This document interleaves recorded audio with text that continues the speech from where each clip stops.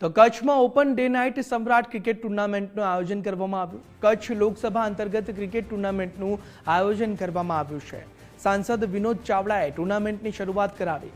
ધારાસભ્ય માલતીબેન કેશુભાઈ પટેલ પણ ઉપસ્થિત રહ્યા। અંગદાનના પ્રણેતા દિલીપ દેશમુખ પણ હાજર રહ્યા હતા। આ ક્ષણે આ ક્રિકેટ ટુર્નામેન્ટમાં તેઓએ પણ ભાગ લીધો।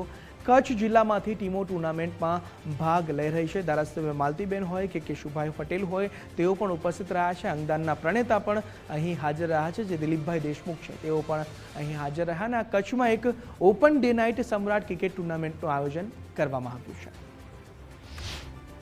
Kutch Morbi Lok Sabha open day night सांसद क्रिकेट टूर्नामेंट सीजन 4 नमो कपनो आज प्रारंभ थई रह्यो छे।